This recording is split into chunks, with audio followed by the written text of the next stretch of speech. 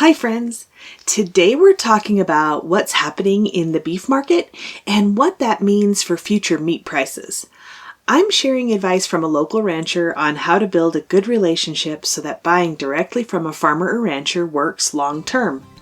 Mostly though, I want you to make a plan now to take at least some control over your food supply so you can weather whatever storms of life come your way. Let's get to it.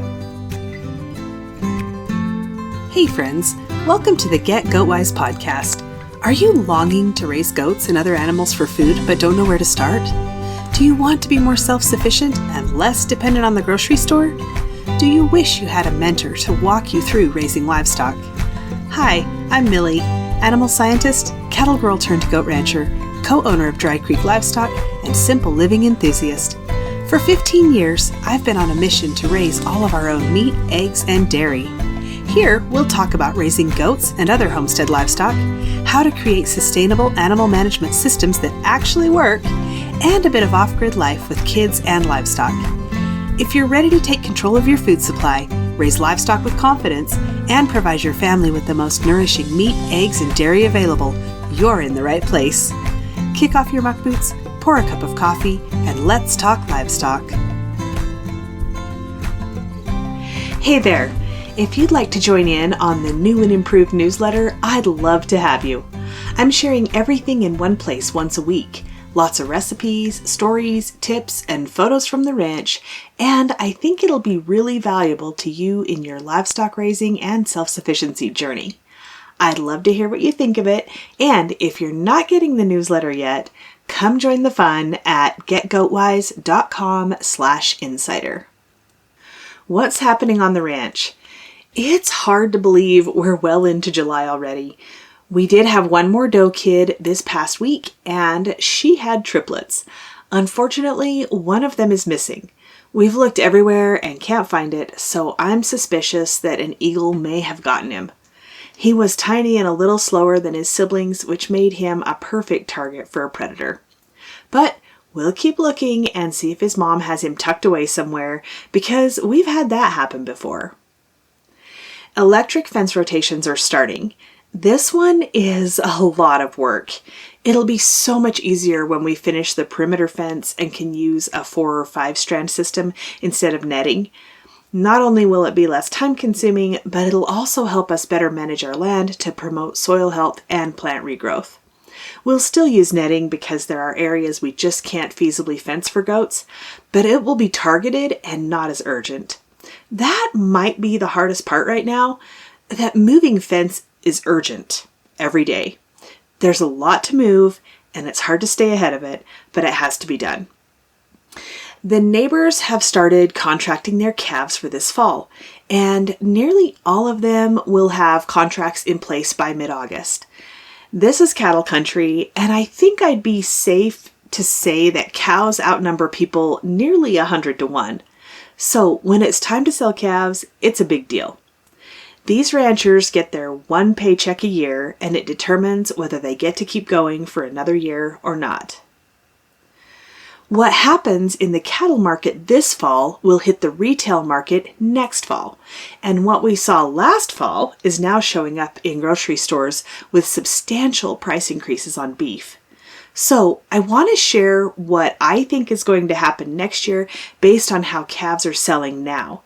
I'm not an expert, but this is pretty predictable.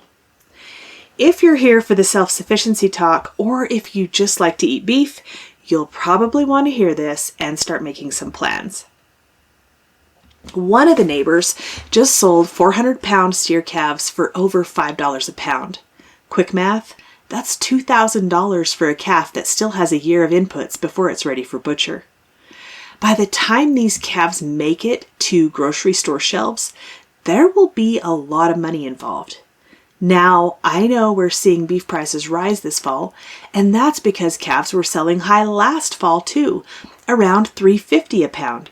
So, depending on weight, those calves were bringing $1,500 to $1,800. Let's look at the bigger picture and the factors that affect cattle prices. The cattle market runs in a cycle, typically 10 years. That means the prices go from low to high and back down again in that span of time. It's a long cycle because it takes a lot of time for herd expansion to fill the demand. When a heifer calf is born and kept as a replacement heifer in the herd for breeding, it'll take 2 years before she has her first calf, and then it takes another 18 months for that calf to be ready for butcher. So increasing supply to meet demand takes time, years, not days.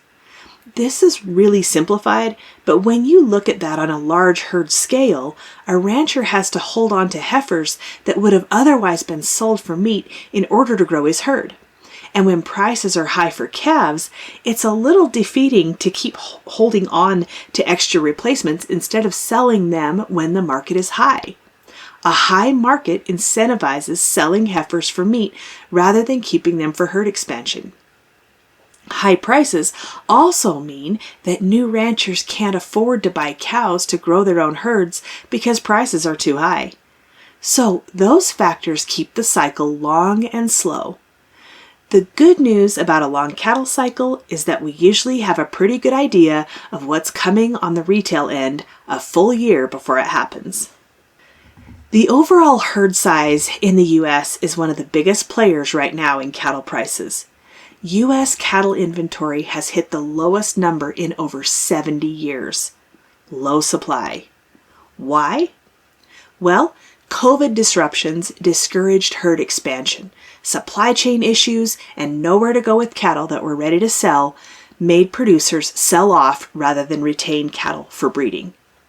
Drought and other weather-related disasters have caused herd reductions. Increasing costs of feed and equipment are causing ranchers to sell off cattle in order to pay for those inputs. Interest rates. This is a big one right now. This makes it very hard to borrow for herd expansion, and it's compounded by higher rates on operating loans, so everything gets more expensive for these producers. Meat packer consolidation. We basically have 4 big packers who run the whole thing. They control the price. We also have trade and import restrictions that are playing a role. Tariffs and bans like the screwworm ban from Mexico, which is also reducing supply. Another factor is that we've normalized a system that is keeping ranchers stuck in a financial hole. Most cattle operations run on operating loans and have a lot of land and equipment debt. Each year when they sell their calves, they hope to have enough to pay off their operating loan, pay their land and equipment notes, and then take out another operating loan to do it all again. You'd think that in a good year, they could turn the corner, maybe pay off some debt or get out of the operating loan cycle. But the problem is they have to spend that money on deductible ranch expenses or the government takes it in taxes. So even in a good year, most places are faced with the choice of doing ranch-related repairs or equipment upgrades or give the money to the government. I think most of them wish they could get out of the cycle, but it's darn near impossible. Before you get down on ranchers over the price of beef, remember that they have a lot more lean years than good years. And when they have a good year, the government takes a big chunk of it in taxes instead of letting them get ahead. I think it's interesting to note that ranchers only get 39 cents of each retail dollar that's spent on beef, but they bear the majority of the risk. By that, I mean lost calves that are worth nothing, the blizzard that comes through during calving and takes out 25% of the calves, the cost of raising a heifer to have her first calf, and then a dry year that results in a lot of open cows, which means less calves to sell, but their expenses are still the same. High fuel prices that raise the cost of putting up their own hay or purchasing hay. There are so many factors that are out of our control but have a huge impact in the success of the business. I'm excited to see so many ranchers making the decision to start selling direct to consumer. It's hard, very hard, but I think it's the only way they can take back some control and stabilize their ranch. So, how does all this affect you, the consumer? I would strongly suggest finding a rancher, building a relationship, and buying direct. I know I sound like a broken record about this sometimes, but one of the best ways to take control of your food supply is to take out the middleman. Budget for a big meat purchase, store it well, and you'll have peace of mind through whatever life brings, including high meat prices at the grocery store or personal things like illness or job loss. I'm not suggesting you work towards self-sufficiency out of fear. That is definitely not what I'm saying. But if you change the way you look at food to see it as an investment in your peace and security, and then start taking small steps toward making it happen, you'll see huge benefits.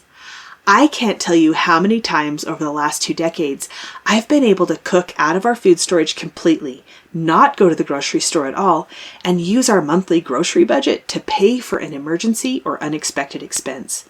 Then replenish the storage once things settle down. Having more control over your food insulates you and your family from disaster when unexpected things happen. So, how do you build a relationship with a rancher? I talked to my neighbor who's been in this business for 50 years, and being a commodity calf selling guy, he admits that it's kind of an inconvenience to feed out cattle for people. He has to keep them for a year more than he normally would, buy extra feed that he wouldn't buy, and then deal with folks who simply don't understand the constraints he's under. He's sympathetic to the current food situation, so I asked him, what can people do to make it easier and worth it for him? He said, try to understand that your typical cow-calf rancher doesn't feed out cattle. That's not their business. Not that they don't know how, but it's so much easier to stay in their lane and sell calves rather than keep some over to finish for people who want to buy beef. Remember that it takes time. If you want a beef a year from now, your rancher needs to know before he sells all his calves in a couple months. Be willing to pay a fair price. And I'm going to throw in here and suggest that you give them some extra. Most cow-calf ranchers sell fat cattle at a loss. If you make sure yours isn't one of those that's being sold at a loss by giving them a little extra, they'll be a lot more willing to keep doing it. And once you get an agreement for next year's beef figured out, ask about butcher appointments. Do they make them, or should you make your own? Then, if you need to make your own, do it now, because a lot of butchers are scheduled a year or more out. Make your own butcher appointment that fits the predicted finish date of your beef that you get from your rancher. If you need the rancher to deliver it to your butcher, pay them to do it. I think a lot of ranchers want to help people, but they have so many demands on their time and resources that a lot of them end up saying no because it's not worth it. Make it easy for your rancher, and they'll be a lot more likely to want to do business with you. What do we expect for next year? Don't be surprised when we see exceptionally high beef prices at the grocery store a year from now. And those high prices on beef will drive up the demand for other meats by people who choose to eat pork or chicken instead of beef, which will then drive up those prices. Make a plan for that now. Of course, I'd love for you to buy meat from us. I only have a few animals left for the year, and I'll put that link in the show notes. But more importantly, I hope this helps you start thinking about a plan to make little changes that give you more control over your food supply, or even reach out to a rancher and start building a relationship. If you have more questions about this, I'd love to talk about it. You can email me at millie@getgoatwise.com with any questions or anything else about this that you'd like me to explain or discuss, or you can head on over to the community, getgoatwise.com/community, and start a conversation there. Friends, now is the time to take some control over your food supply, one little step at a time. See you next week. Hey there, thanks for listening today. I'm so glad you're here. If this episode helped you or encouraged you in some way, share the link with your homesteading friends. And if you really want to help me out, click on over to Apple Podcasts and leave a rating and a review. You can connect with me on Instagram or email linked in the show notes, and meet me back here soon for more Get Goat Wise.